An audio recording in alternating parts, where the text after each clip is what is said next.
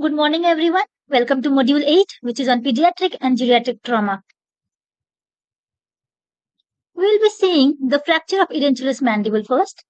In 1960s, the management of fractured atrophic mandible generally involved the use of close treatment for reduction and stabilization. Maxillomandibular fixation is poorly tolerated by many elderly individuals and can lead to other complications such as decreased respiratory function as well as temporomandibular joint degeneration due to long periods of immobilization. Then there are some close reduction techniques for atrophic edentulous mandible fractures. The first is pre-existing mandibular denture with circummandibular wiring. It is patient's denture used to stabilize mandibular fracture. The advantages is if a maxillary denture exists, arch bar can be used for maxillomandibular fixation, while circumzygomatic and piriform wires will stabilize the maxillary denture. Disadvantages can be non-rigid fixation. There can be some compliance issues, maxillomandibular fixation in the elderly, and it is poorly tolerated in infirm patient. Then we have gunning splint. It is acrylic maxillary and mandibular prosthesis with an oral opening and circummandibular wiring. It allows oral opening.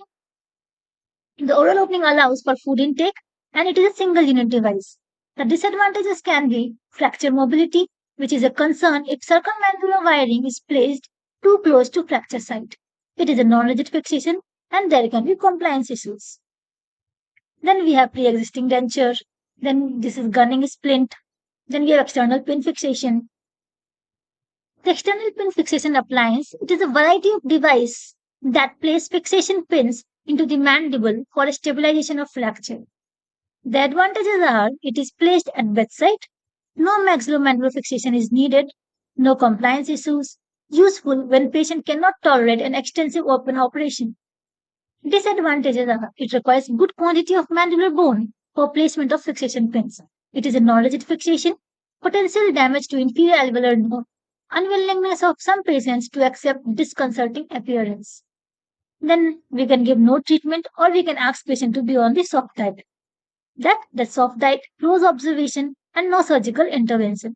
The advantage is it is appropriate in minimally displaced fracture, unilateral fractures, or in patients with severe systemic illness or injury. Disadvantage is potential for a dysfunctional endpoint. Then we have gunning splint, which can be constructed from so many ways. Some of the ways are the patient's existing denture, which can be suitably modified. These are often left at the scene of accident. They should be searched for, and even if broken, can be repaired before use. Many edentulous patients have a usable discarded set of dentures at home. The second is impressions from the patient's mouth, models cast from fitting surface of the patient's denture, the prefabricated gunning type splints, disposable edentulous impressions trays without their handles. Then the patient's denture.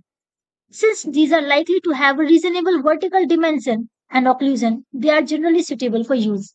The incisors and canine teeth are removed from each denture together with the majority of the palate from the upper denture.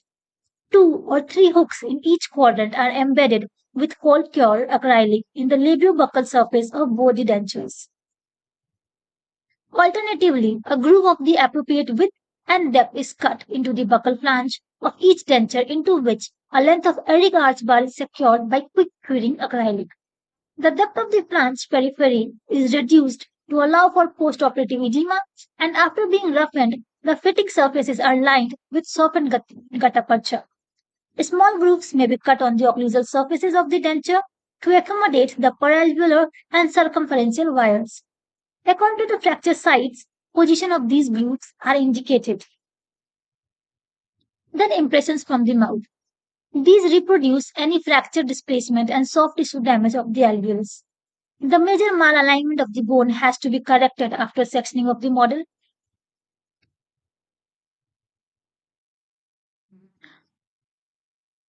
Minor discrepancy is compensated by gutta percha lining. Unless a suitable record of vertical dimension and jaw relationship can be taken from the patient, provision for this is made at the time of operation by creating a trough on the occlusal surface of the acrylic which occupy the molar area of the lower splint.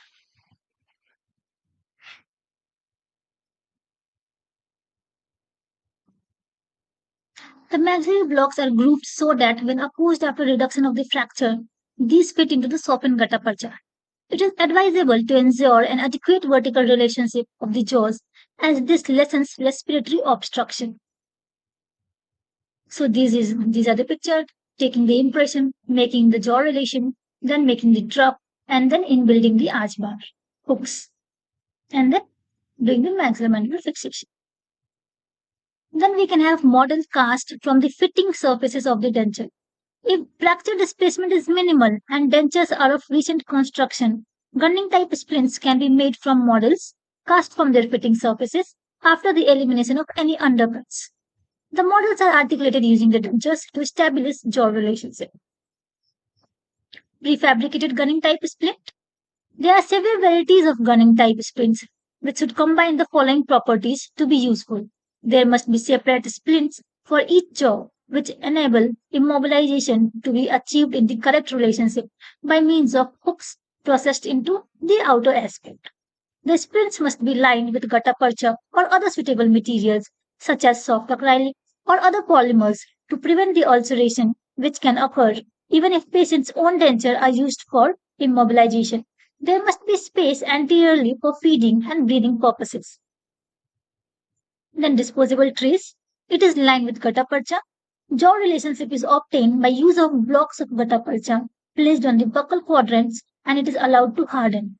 These splints are held in mouth by usual circumferential or peralveolar wires. If additional support is required, it is obtained from internal skeletal suspension. Then we'll be seeing the pediatric fractures. Then in case of pediatric mandibular fracture, the management of pediatric mandibular fracture is different in comparison to adults due to relatively small size of maxillofacial bones, presence of tooth germ, soft bone with good elasticity, instability of deciduous or mixed dentition, rapid repair process, and difficulties in cooperation and acceptance. So pediatric mandibular fractures are treated in following ways. If there is undisplaced fracture, it is managed conservatively with close observation, soft diet, analgesics, and activity prevention. If there is minor malocclusion, then a short period of maxillomandibular fixation with the help of bondable buttons and wires for 7 to 14 days. If there is malocclusion with displacement of segments, then close reduction using cap splint secured into mandible by circummandibular wiring. If there is a malocclusion with severe displacement requiring three-dimensional stabilization, then we will do open reduction and internal fixation.